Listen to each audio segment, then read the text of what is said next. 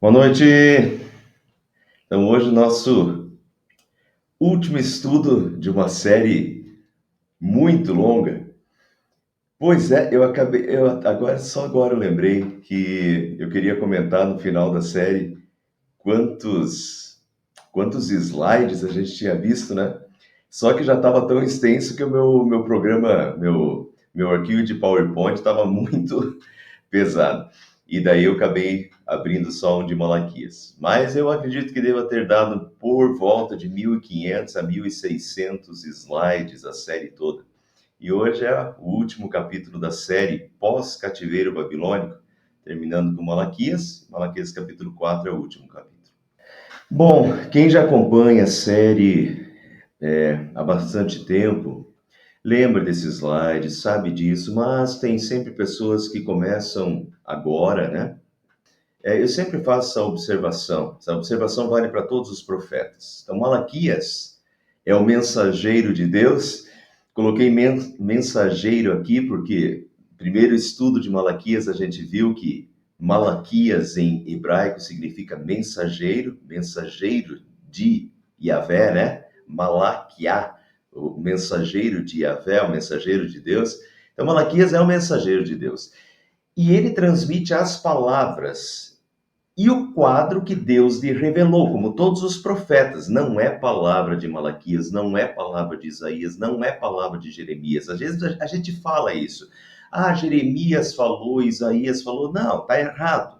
É forma de falar, tudo bem. Mas não foi Isaías que falou, não foi Jeremias que falou, não foi Malaquias que falou, foi Deus. Foi Deus que falou através de Isaías, de Jeremias, de Malaquias. A palavra é de Deus.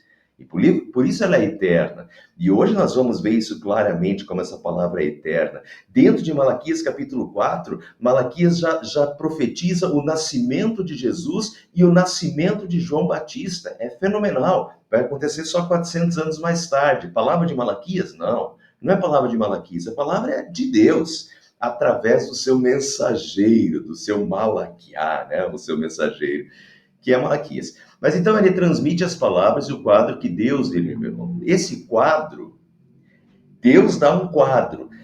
Deus dá a sua palavra e Malaquias tem que anunciar. Esse quadro que Deus dá, no entanto, tem diferentes dimensões nele, que às vezes nem o profeta sabe, porque o profeta está profetizando coisas que vão acontecer. Isaías está profetizando coisas que vão acontecer 700 anos depois. Malaquias está profetizando coisas que vão acontecer 400 anos depois.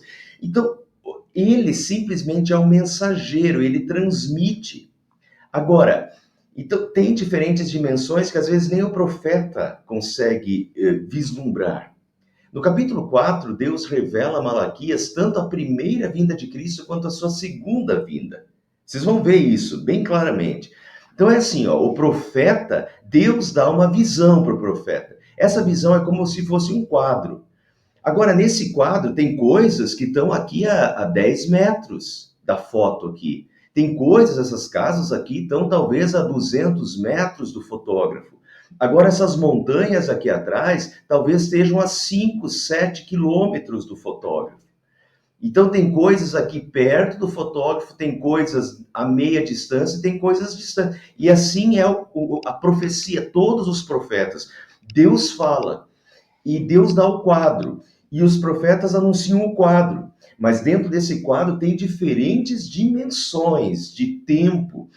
Então, Malaquias fala da primeira vinda de Cristo, vocês vão ver isso, e também já está falando do dia do Senhor, que é a segunda vinda de Cristo. Outra dimensão, a dimensão final, e tudo isso se funde numa só profecia. Então vamos lá. Malaquias capítulo 3, versículo 13, nós terminamos o último estudo em Malaquias 3:12, porque são 6 blocos em Malaquias, 6 blocos de perguntas e respostas. Em Malaquias 3:12 terminou o quinto bloco. Malaquias 3:13 começa o sexto e o último bloco de perguntas e respostas. Então vamos lá, 3:13. Vocês têm dito palavras duras contra mim, diz o Senhor. Ainda assim pergunto, o que temos falado contra ti? Eles estão de uma forma tal de esfriamento espiritual que eles nem notam esse confronto com Deus, né? A consciência parece que já não acusa, o esfriamento espiritual é tão grande que a consciência não acusa, que já não pesa mais na consciência. O que temos falado contra ti, dizem eles. Vocês dizem, é inútil servir a Deus? O que ganhamos quando obedecemos aos seus preceitos e ficamos os lamentando diante do Senhor dos Exércitos?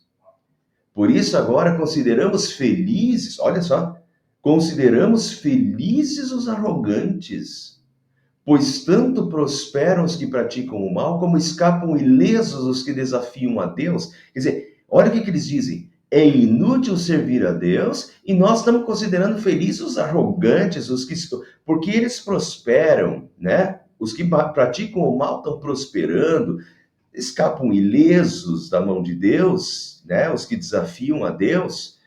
Então, o que nós estamos ganhando servindo a Deus, obedecendo os seus preceitos, nos lamentando, nos arrependendo diante do Senhor dos Exércitos, né?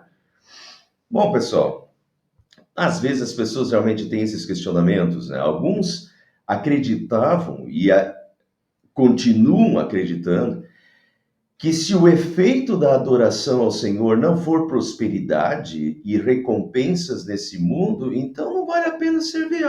Por que eu tô servindo a Deus, procurando seguir os mandamentos, cumprir os mandamentos, viver uma vida certa, correta, aos olhos de Deus, quando o sem vergonha ali do lado se dá melhor do que eu, ele tá roubando, mas ele tá vivendo uma vida boa, e Deus não faz nada, e Deus não castiga ele, e eu que estou aqui vivendo uma vida certinha, correta aos olhos de Deus, parece que estou me dando pior do que, né, do que os outros. Então querem recompensas aqui nesse mundo, e às vezes acham também que é inútil servir a Deus. Tem pessoas que falam assim, eu acho que Deus nem existe, porque se Deus existisse, olha, Deus faria alguma coisa com esse daí, com aquele lá, né? Se Deus fosse, realmente existisse, ele me recompensaria pelo que eu estou fazendo, entende? Quer dizer, querem recompensas aqui, agora, nesse mundo, e muitas vezes até negociam com Deus por prosperidade ou coisa assim.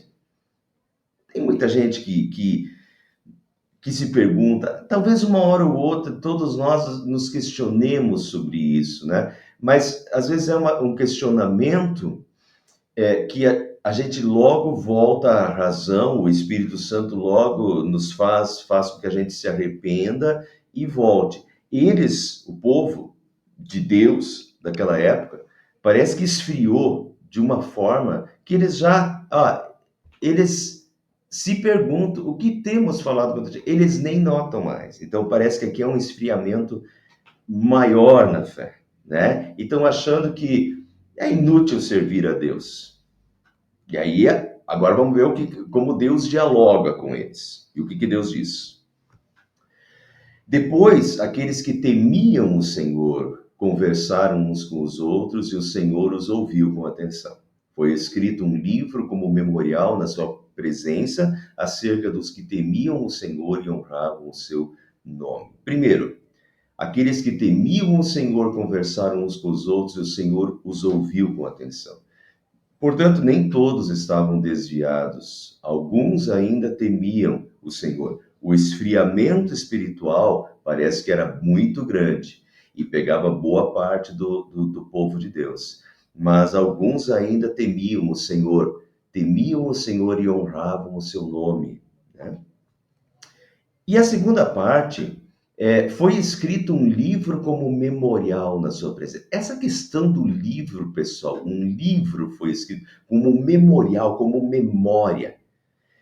É bem interessante. Eu só vou mostrar para vocês algumas passagens, mas a Bíblia está cheia de passagens que falam de um livro. Deus gosta desse exemplo do livro, tá?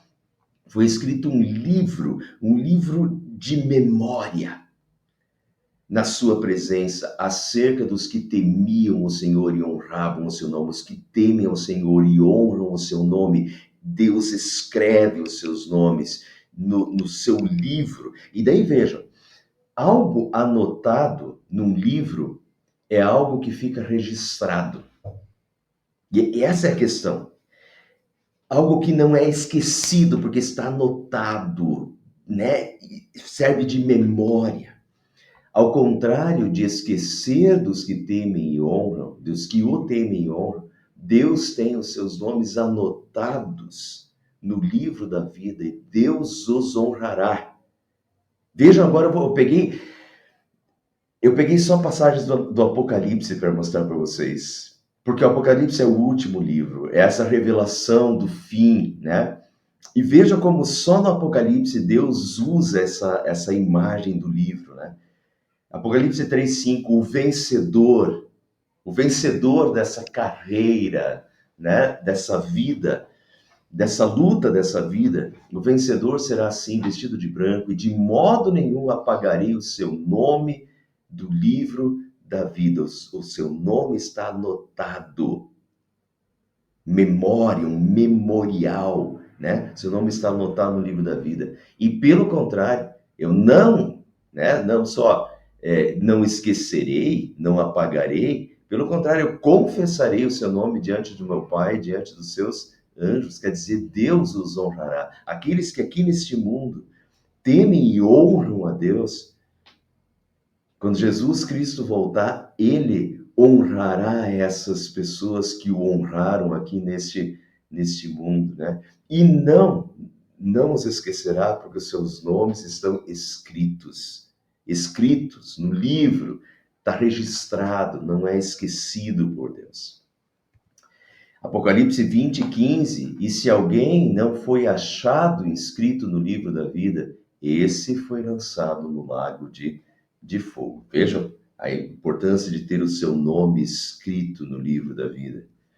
Apocalipse 21:27, nela, a cidade santa, a nova Jerusalém, não entrará nada que seja impuro, nem o que pratica abominação e mentira, mas somente os inscritos no livro da vida do Cordeiro. Portanto, veja como Malaquias, o que Deus fala em Malaquias, Deus repete no Apocalipse.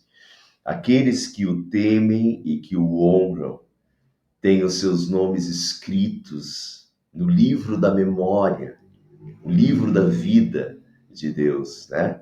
E serão honrados por Deus na segunda vinda de Cristo.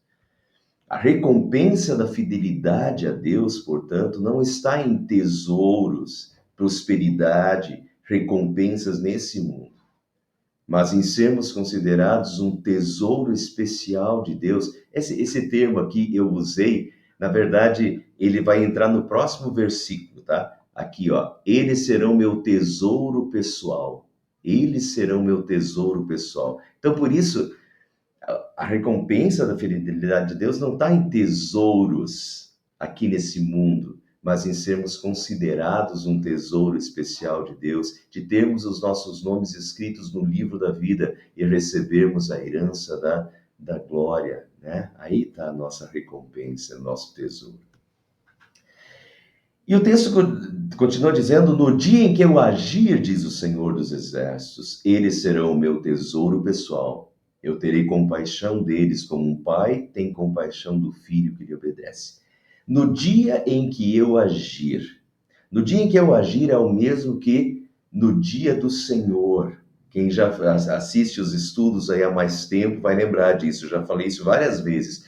Quando aparecer no dia do Senhor na Bíblia, olha, 80% de chances de estar se referindo a juízo final, tá? Volta de Cristo e juízo final. No dia do Senhor. Então, no dia em que eu agir, é o mesmo que no dia do Senhor. E normalmente está relacionado à volta de Cristo e ao juízo final. E diz, no dia em que eu agir, eles, aqueles que o temem e honram, serão o meu tesouro pessoal. Que maravilhosa recompensa para os que temem e honram a Deus. Enquanto o mundo os despreza e às vezes considera como lixo, né, o que os cristãos creem, para Deus eles são o seu tesouro pessoal. Continuando, então, agora vejam. Então, quando? Olha aqui, no dia em que eu agir. No dia em que eu agir, então vocês verão novamente a diferença entre o justo e o ímpio.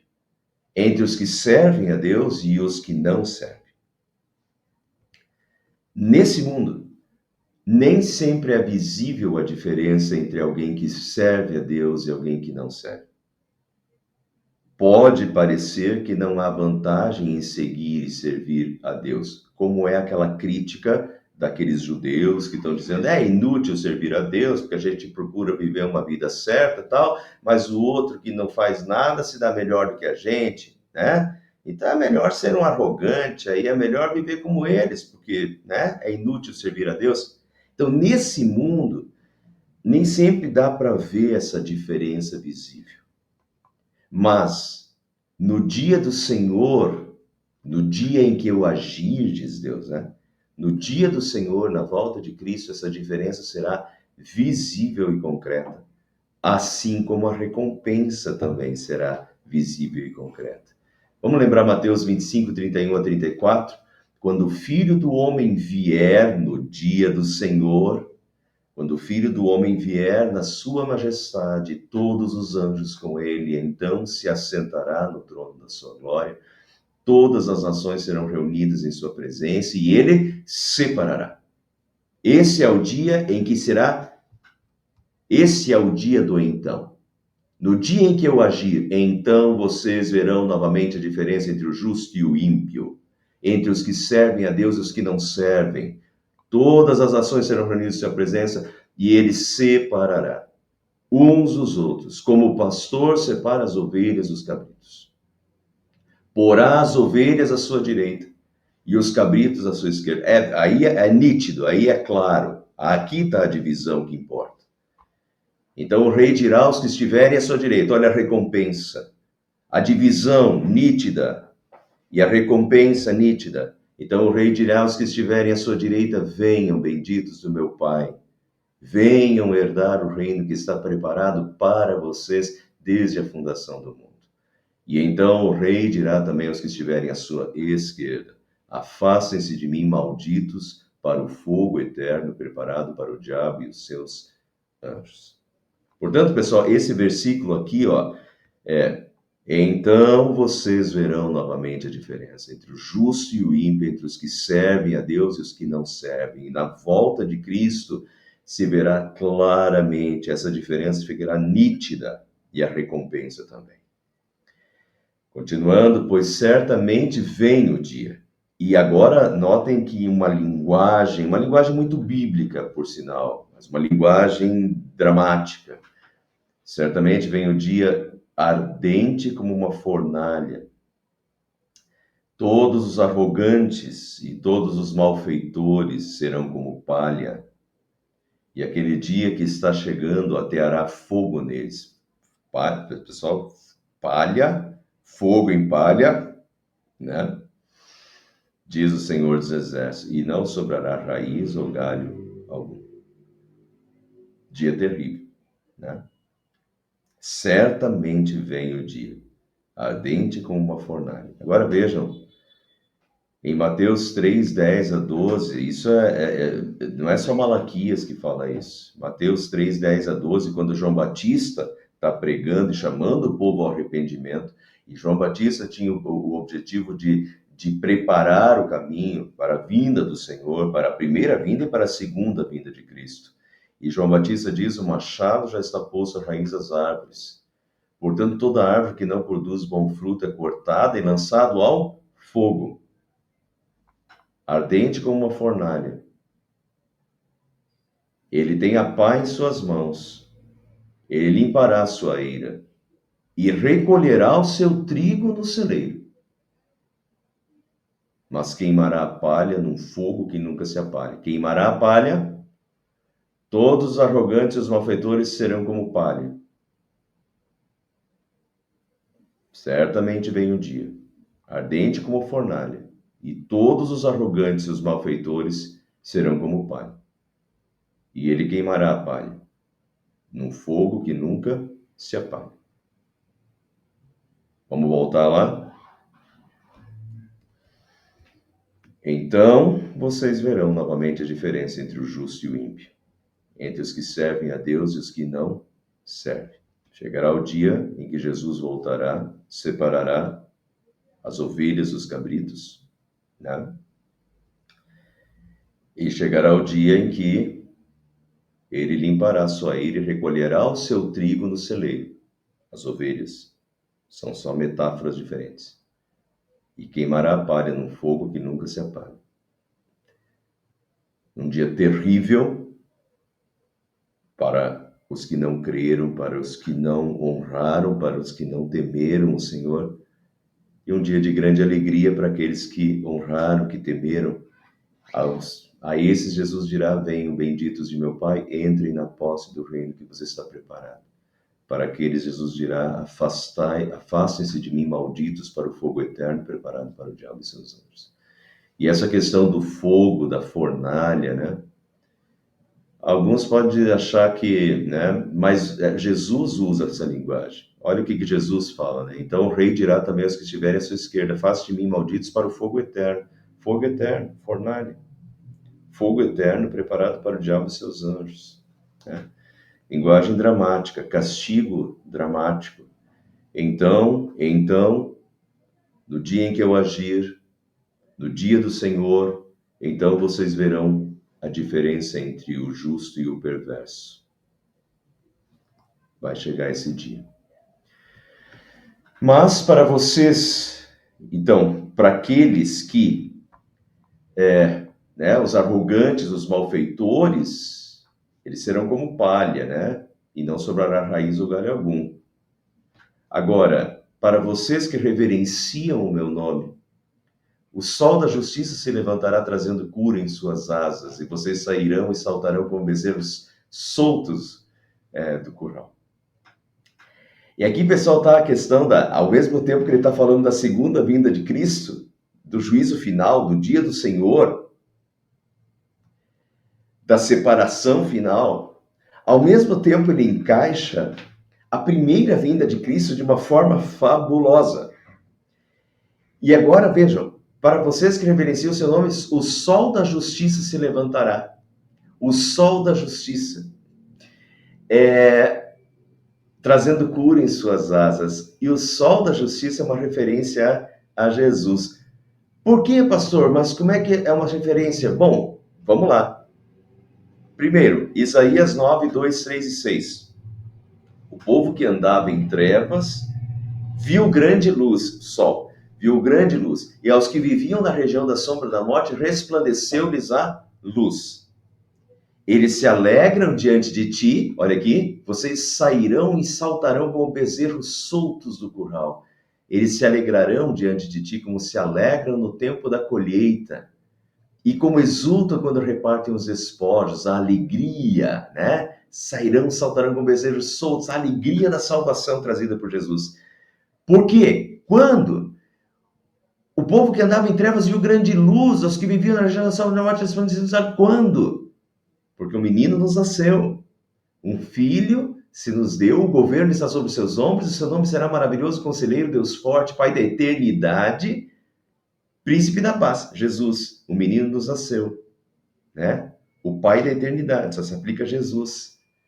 E quando esse menino nascer, o povo que estava nas trevas viu grande luz, e aos que viviam na região resplandeceu luz. E Jesus, eu não coloquei todas as passagens aqui, mas Jesus vai dizer: eu sou a luz do mundo. João capítulo 1 diz que o verbo que era Deus, estava com Deus, o verbo era a luz, e a luz veio ao mundo, mas as pessoas amaram mais as trevas do que a luz, né? Então Jesus é a luz do mundo, Jesus é esse sol da justiça que brilha. E daí pessoas, pastor, mas será que é tão exato assim? Bom, agora deixa eu dar o mais exato para vocês, tá? Lucas 1, 78, 79. Graças à profunda... Isso é Novo Testamento. Isso é Zacarias, profecias de Zacarias, não o Zacarias do Antigo Testamento, Zacarias, pai de João Batista. Né? O pai de João Batista, que teve aquela visão com o anjo no templo. Graças à profunda misericórdia do nosso Deus, pelo qual nos visitará o sol nascente das alturas, para iluminar os que jazem nas trevas e na sombra da morte. Nos visitará o sol nascente das alturas para iluminar os que jazem nas trevas e na sombra da morte, que é exatamente os que andavam nas trevas e na sombra da morte. Isaías, nos visitará o sol nascente das alturas. E isso aqui é Zacarias falando de Jesus. Diz que Zacarias ficou cheio do Espírito Santo e profetizou. E é a vinda de Jesus. É Lucas capítulo 1 é o nascimento, 1, 2 e 3 é o nascimento de Jesus, né? A vinda de Jesus ao mundo. Então, graças à profunda misericórdia, nos visitará o sol nascente. Qual é o sol nascente das alturas? É Jesus, né?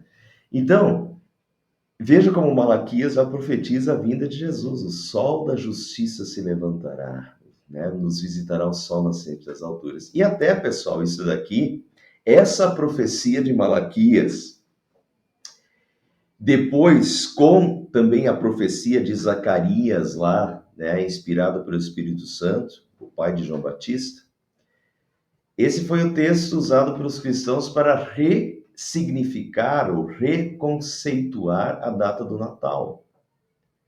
O Natal, o sol da justiça se levantará. O solis invicti nati significa o nascido do sol invencível. Se refere à celebração romana do Dies Natalis Solis Invicti, o dia do nascimento do sol invencível, realizado em 25 de dezembro. Então, você sabe dessa história, só estou repetindo. Em 25 de dezembro, os romanos celebravam o dia Dies Natalis Solis Invicti, o dia do nascimento do Sol Invencível. Este feriado homenageava o deus Sol romano, o Sol Invictus, Sol Invencível, e celebrava o renascimento da luz após o solstício do inverno, marcando o momento em que os dias começariam a ficar mais longos. Isso para o Império Romano, na religiosidade romana. A data, então, era marcada por festividades e o conceito foi posteriormente associado ao cristianismo, que fixou a celebração do nascimento de Jesus em 25 de dezembro. Mas por que o cristianismo começou a celebrar o nascimento de Jesus em 25 de dezembro? Para ressignificar o dia Natalis Solis Invicti, que os romanos guardavam. Então, ao invés de guardar o dia do nascimento do Sol Invencível, nós vamos, a partir de agora, guardar o dia do nascimento do Sol da Justiça, ou, né, nos visitará o Sol nascente das alturas, Zacarias, né? Então, os cristãos ressignificaram, reconceituaram a data, né? Todo mundo guardava o dia do sol, o nascimento do sol invencível, 25 de dezembro, e os cristãos deram reconceituaram, ressignificaram essa data, diz a partir de agora nós não vamos mais. Isso começou quando o Império Romano se tornou um império cristão, foi cristianizado, né, com o imperador Constantino. Então, a partir dali, não, nós não vamos mais, nesse dia 25 de dezembro, a gente não vai mais lembrar do nascimento do Deus Sol, nós vamos lembrar do nascimento do Sol da Justiça. De onde eles tiraram isso? Eles tiraram isso, essa ressignificação, tinha um fundamento bíblico até para falar isso, né? Eu não estou dizendo que eles fizeram certo ou errado. Eu também não acho que eles fizeram errado, tá? Mas foi bem interessante né, o que eles fizeram. Então vamos lembrar o sol da justiça, o sol nascente das alturas, né? Tem fundamento bíblico para dizer isso. E o fundamento bíblico é a profecia de Malaquias, que se cumpre em Jesus, né? E que é repetida por Zacarias, pai de João Batista. Depois esmagarão os ímpios, que serão como pó, a palha que será queimada, palha queimada vira pó, que serão como pó sobre as solas dos seus pés, no dia em que eu agir, diz o Senhor dos Exércitos. Lembrem-se da lei do meu servo Moisés, dos decretos e das ordenanças que lhes dei em Horebe, para todo o povo de Israel. Horebe é uma outra forma de falar do Monte Sinai. Então, lembrem-se da lei do meu servo Moisés, dos decretos, das ordenanças. Isso são formas de falar da palavra de Deus, da palavra que Deus deu para ser guardada, da fidelidade a Deus e à palavra de Deus. Lembre-se da lei, dos decretos, das ordenanças que lhes dei em Horebe para todo o povo de Israel. Deus incentiva a seguir a sua palavra, o contrário do que os sacerdotes estavam fazendo na época, porque os sacerdotes, aos sacerdotes diz Deus, vocês se desviaram do caminho e pelo seu ensino causaram a queda de muita gente. Vocês quebraram a aliança. Vocês quebraram a aliança, vocês se desviaram do caminho e ainda ensinam o erro para os outros. E o que Deus está relembrando aqui é, lembrem-se da lei do meu servo, dos decretos, das ordenanças, seja fiel à palavra de Deus, siga nos caminhos de Deus, honre, tema e honre a Deus e siga a Deus, né? E a recompensa virá no dia do Senhor. E agora, interessantíssimo, agora vem João Batista, a profecia do nascimento de João Batista. Vejam, eu enviarei a vocês o profeta Elias, antes do grande e temível dia do Senhor. Ele fará com que os corações dos pais se voltem para os seus filhos, os corações dos filhos para os seus pais. Do contrário, eu virei e castigarei a terra com maldição. Eu enviarei a vocês o profeta Elias, antes do grande e temível dia do Senhor. Tá, pastor, mas como é que isso é João Batista? O que isso tem a ver com João Batista? Pois é, a princípio parece que nada, né? Bom, deixa eu mostrar para vocês. Vamos lá para o Novo Testamento. Vamos deixar Jesus explicar essa história. Mateus 11, 11 a 14. Em verdade lhes digo, entre os nascidos de mulher, diz Jesus, não apareceu ninguém maior do que João Batista. Mas o menor no reino dos céus é maior do que ele. Porque todos os profetas e a lei profetizaram até João. E se vocês o querem reconhecer, ele mesmo é Elias que estava por vir. Ele mesmo é Elias que estava por vir. Não quer dizer que João era Elias, né? Mas esse espírito de um profeta que Elias, o próximo texto que eu vou mostrar é o texto da transfiguração de Jesus. Quando Jesus foi transfigurado no monte, quem apareceu? Moisés e Elias. Qual é o significado de Moisés e Elias aparecer? Moisés é o representante da lei. Elias é o representante dos profetas. É como se Elias fosse considerado o maior de todos os profetas. Então, Elias representa todos os profetas, Moisés representa a lei. Então, o que Jesus está querendo dizer aqui, né? Elias era o representante dos profetas, e João Batista, de novo, é o profeta, esse grande profeta do Novo Testamento, né? E vocês o reconhecem, ele mesmo é Elias, não é que dizer que ele era Elias, mas ele é esse espírito de Elias. Vejam, então, outro texto, em Mateus 17, 10 a 13, novamente Jesus, né? Mas os discípulos perguntaram a Jesus, quando eles tinham descido do monte onde Jesus tinha tido a transfiguração, por que os escribas dizem ser necessário que Elias venha primeiro? E os escribas diziam isso, que Elias venha primeiro, justamente por causa de Malaquias capítulo 4. Jesus respondeu, de fato, Elias virá e restaurará todas as coisas. Eu, porém, lhes digo que Elias já veio e não o reconheceram. Pelo contrário, fizeram com ele tudo o que quiseram. Mas também o Filho do Homem irá sofrer nas mãos deles. Então, os discípulos entenderam que ele estava se referindo a João Batista. Então, Elias, que virá, Malaquias diz que ele enviará Elias. Elias virá primeiro, antes do dia do Senhor. E Jesus deixa claro que João Batista é esse Elias, né? Esse profeta do Novo Testamento, chamando o povo ao arrependimento, assim como Elias fez com Jezabel, com Acabe, nos seus tempos, né? João Batista é esse profeta que vem antes da vinda de Cristo, prepara o caminho do Senhor, né? Um caminho de arrependimento para a vinda do Senhor. Então, João Batista é esse Elias, né? Olha, Elias virá e restaurará todas as coisas. Eu, porém, lhes digo que Elias já veio, vocês não reconheceram. era João Batista. Então, está explicado. A profecia de Malaquias se cumpre literalmente em João Batista, na vinda de João Batista e na vinda de Jesus, o sol da justiça. Né? João Batista é o Elias que viria e Jesus, o sol da justiça. Vejam, eu enviarei a vocês o profeta Elias, depois ele fala, ele fará com que os corações dos pais se voltem para os seus filhos, e os corações dos filhos para os seus pais, do contrário eu virei e castigarei a terra com a maldição. Vejam como Lucas 1, 13 a 17 diz isso. O anjo, porém, lhe disse, não tenha medo, Zacarias, porque a sua oração foi ouvida. Zacarias aqui é o pai de João Batista, né?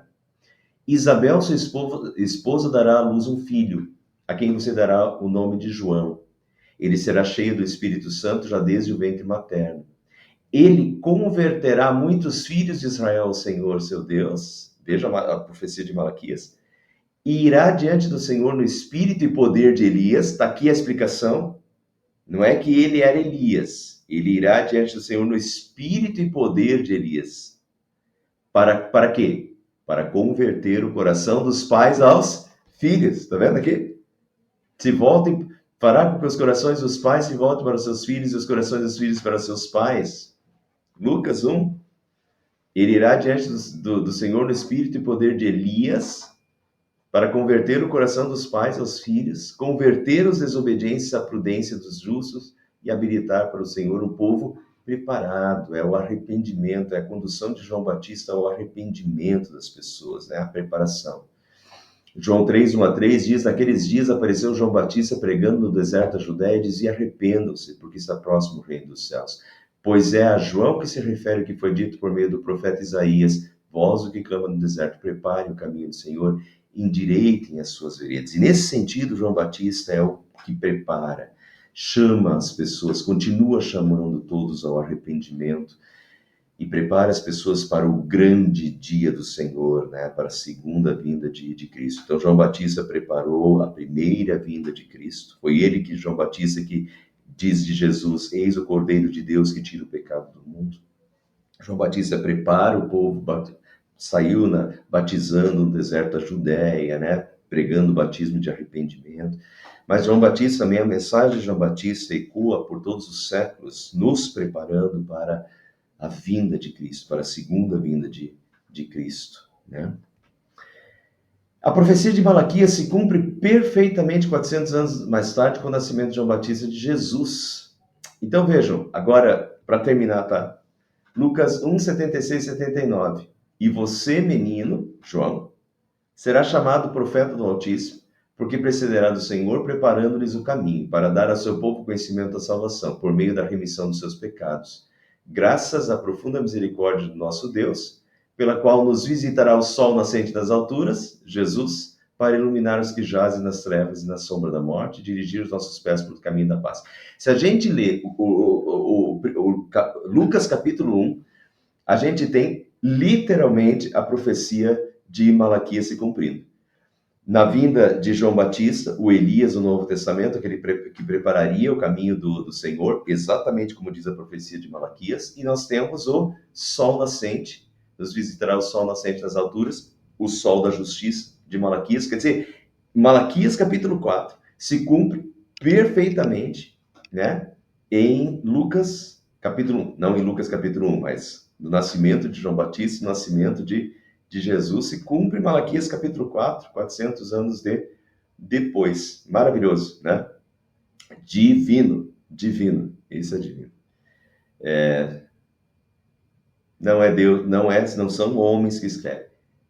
Pedro, homens falaram da parte de Deus movidos pelo Espírito Santo. Homens falaram da parte de Deus movidos pelo Espírito Santo. Essa é a profecia.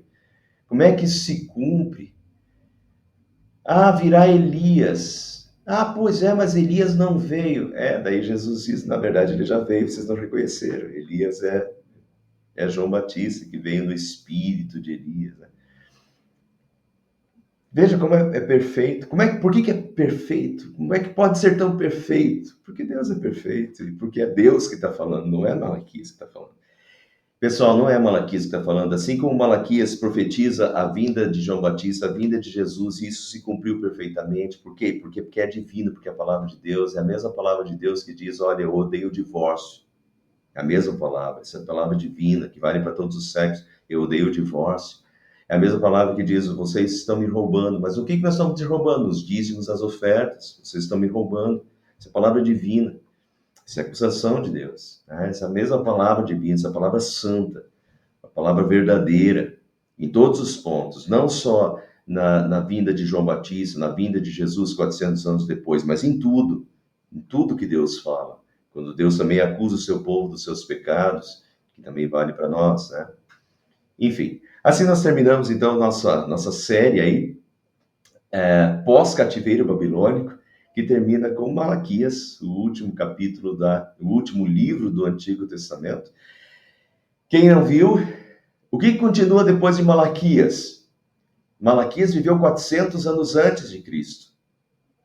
E nos próximos 400 anos não tem outro livro bíblico, não tem outro livro bíblico. Tem o período intertestamentário entre Malaquias e Jesus. Temos uma série inteira e muito completa do período intertestamentário, que vale a pena ser assistida para quem não assistiu ainda, tá? Se quiserem, olha, daqui a pouco, dezembro, a gente vai parar com os nossos estudos bíblicos aqui, né? Online, ali perto do Natal. Aí vocês podem pegar aí o período intertestamentário, se quiserem, até janeiro lá, pega o período intertestamentário para ver, né?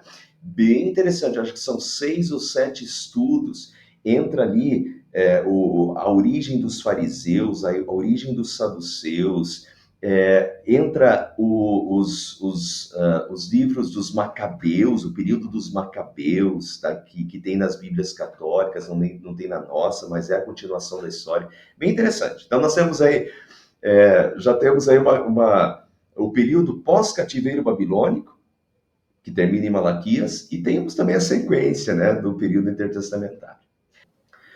Muito bem, pessoal. Então, como é que continua a série? Bom, a série acabou aqui, mas como nós estamos aí na metade de outubro, temos mais aí novembro e até primeira e segunda semana de dezembro. O que nós vamos fazer? Não adianta eu querer começar uma série de um livro inteiro novo, né? Não vai dar para fazer isso. Então, o que eu vou fazer é pegar outras. Já que a gente estudou essa série, estamos quentes dentro dessa série, desse período histórico, estamos dominando esse período histórico, né?